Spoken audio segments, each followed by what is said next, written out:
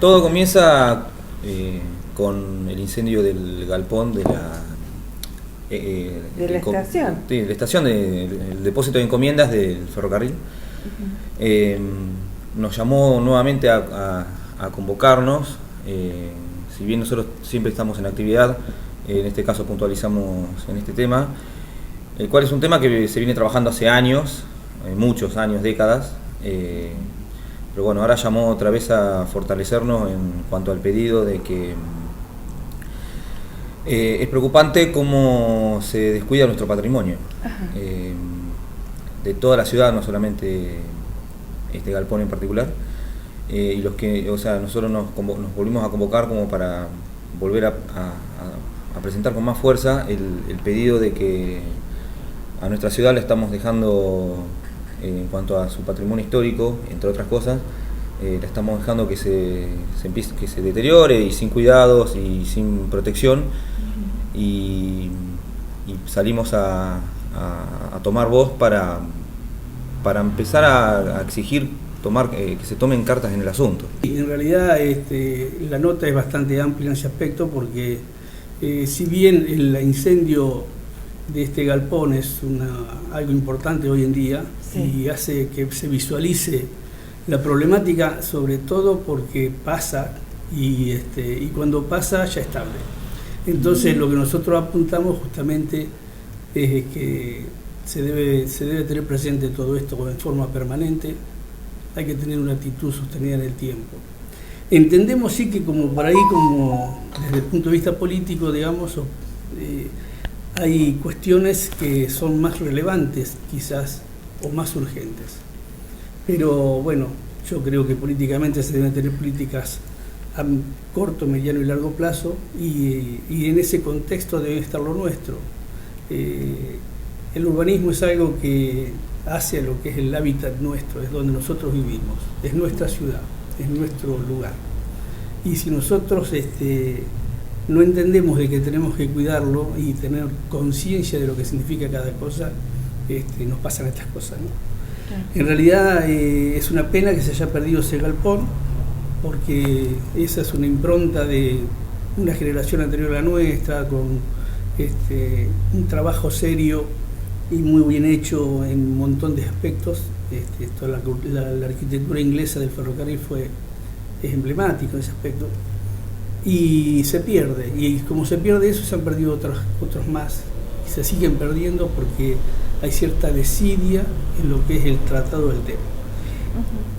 Tenemos que recalcar, sí, que por ahí hay cosas que son rescatables. O sea, nosotros hoy, por ejemplo, tenemos el museo, es un claro ejemplo, el Museo de 9 de Julio es un claro ejemplo de cómo se puede recuperar. O si se quiere, el Banco Santander, que claro, se trabajó a tiempo y se logró de alguna manera evitar que esa fachada se perdiera. Bueno, eso es lo que nosotros apuntamos que se debe tener como identidad de ciudad. Nosotros cuando vamos a algún lugar, vamos a los lugares emblemáticos. Cuando vos vas a Buenos Aires, vos vas a Puerto Madero. Puerto Madero son galpones, como estos, ¿no? Sí, pero sí, bueno, reciclados. Y cuando vas a Buenos Aires también vas a La Boca, y cuando vas a Buenos Aires también vas a San Telmo, o vas al Museo del Bicentenario donde tenés el fuerte. Entonces, uno vuelve a sus orígenes de alguna manera conociendo todas estas cosas. Y eso es lo que nosotros debemos enfatizar, que se debe preservar. Es un tema de mucha educación de la gente. Nosotros, lamentablemente, se necesita una actitud sostenida en el tiempo, por eso digo, y como arquitectos debemos hacer un mea culpa en este aspecto, porque como sociedad de arquitectos siempre hemos marcado cosas, pero por ahí no hemos tenido una actitud sostenida en el tiempo para que esto realmente se visualice, se visibilice y tome la dimensión que realmente tiene que tener.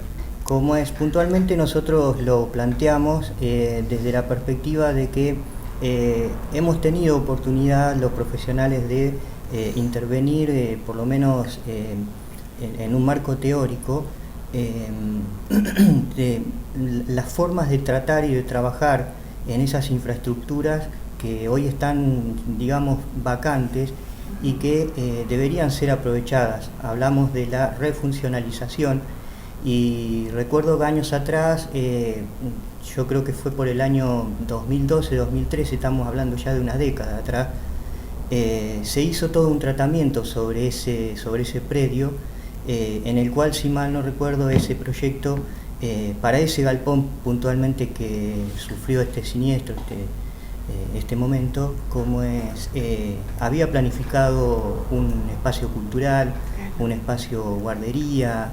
Era todo una intervención urbana que tendía precisamente a eso, que eso era uno de los temas que había tirado el Instituto de Estudios Urbanos del Colegio de Arquitectos.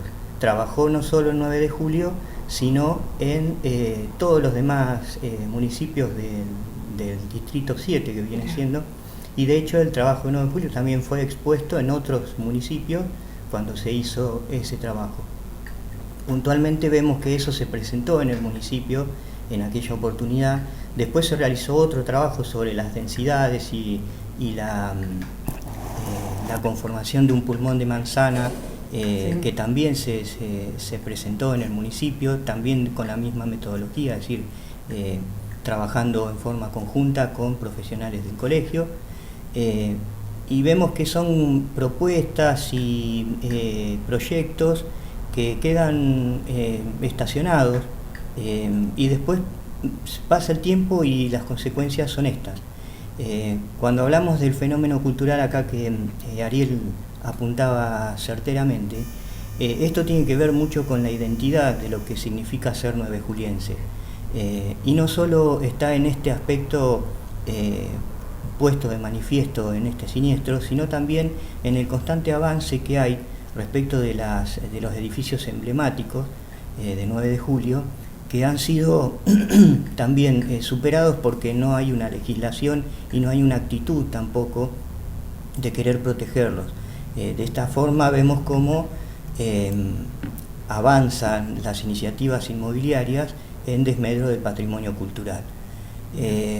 Sí, bueno, lo que comentaba Ariel recién, esta cuestión de ver cómo otros edificios emblemáticos fueron intervenidos, sí, y crecen iniciativas de corte especulativo que hacen a la calidad de vida del ciudadano, porque en esta nota que nosotros presentamos también hacemos un llamado fuerte, y precisamente por eso lo convocamos al Consejo Deliberante también, a que haya una legislación para proteger el patrimonio, y a la vez hincapié en la calidad de vida para el uso del suelo, que tiene que ver con esta proliferación de viviendas multifamiliares que no tienen, no cuentan con el debido tratamiento.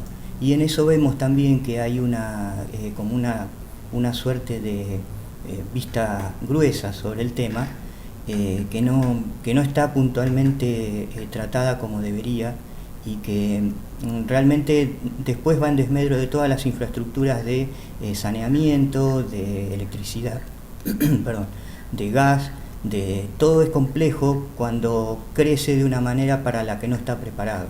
Es decir, las áreas residenciales de 9 de julio son residenciales porque precisamente son de corte residentes y para que viva, sí, la gente mayoritariamente.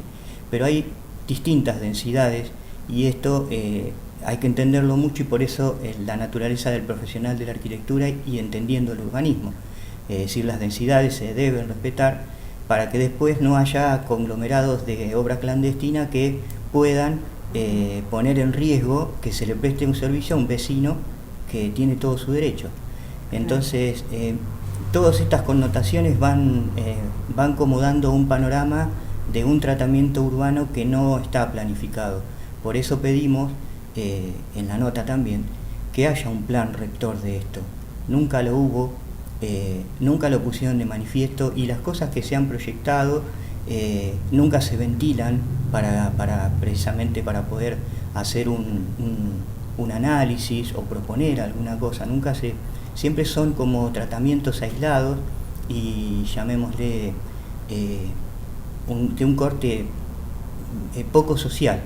Es decir, entonces como que deberíamos tener una sensibilidad distinta, y por eso también llamamos a eso, a abordar los problemas, los temas. Porque yo recuerdo, y porque nací en ese barrio donde y de hecho he jugado en esos galpones. He cruzado la vía innumerable cantidad de veces porque era mi barrio, y realmente ver caer un edificio de esas características es una puñalada para todo el ciudadano que vive por ahí cerca, que transita ese lugar, y ahí se siente el destrato que hay sobre el patrimonio en general.